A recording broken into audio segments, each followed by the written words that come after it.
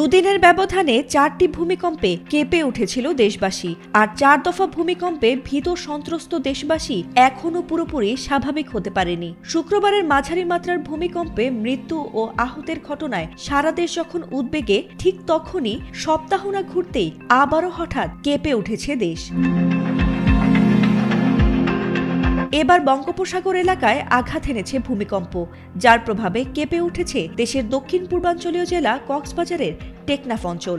বুধবার দিবাগত রাত ৩টা ২৯ বঙ্গোপসাগরে আঘাত হানা এই ভূমিকম্পের মাত্রা ছিল রিক্টার স্কেলে 4। European Mediterranean seismological centre EMSC জানিয়েছে, ভূকম্পনটির কেন্দ্রস্থল ছিল সমুদ্রপৃষ্ঠ থেকে 10 কিলোমিটার গভীরে, আর কেন্দ্র থেকে টেকনাফের দূরত্ব প্রায় 123 কিলোমিটার দক্ষিণ পশ্চিমে।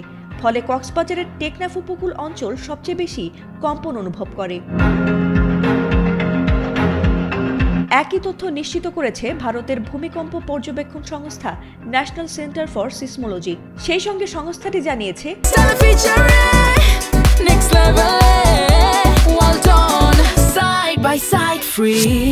বঙ্গোপসাগরে আঘাত হানা ভূমিকম্পের কেন্দ্র থেকে দেশটির ত্রিপুরার বিলোনিয়া শহরের দূরত্ব ছিল 334 কিলোমিটার দক্ষিণে।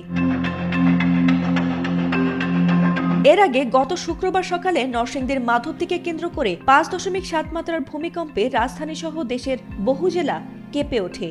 সেই ভূমিকম্পে এখন পর্যন্ত 10 জনের মৃত্যুর খবর পাওয়া গেছে। ভবন থেকে ইট পড়ে দৌড়ে নামার সময় পড়ে গিয়ে এবং আতঙ্কে লাফিয়ে নামার মতো ঘটনায় 400রও বেশি মানুষ আহত হয়েছেন। এরপর দিন শনিবার সকালে আবারও মৃদু ভূমিকম্প অনুভূত হয়, যার মাত্রা ছিল 3.3। একই দিন সন্ধ্যায় দেশে ঘটে 1 সেকেন্ডের ব্যবধানে 2 বার ভূমিকম্প।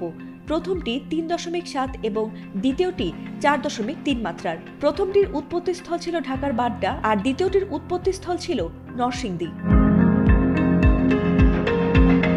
এদিকে সপ্তাহ জুড়ে একের পর এক ভূমিকম্পে সাধারণ মানুষের মধ্যে আতঙ্ক বেড়েছে। বিশেষ করে রাজধানী সহ ঘনবসতিপূর্ণ এলাকায় ভবনের নিরাপত্তা আর মান নিয়েও প্রশ্ন উঠেছে। দেশের মানুষ যখন ভূমিকম্প উদ্বেগে দিন কাটাচ্ছে, ঠিক তখনই বঙ্গোপসাগরের নতুন কম্পন যেন সেই আতঙ্ককেই আরেক ধাপ বাড়িয়ে দিয়েছে বলেই মনে করা হচ্ছে।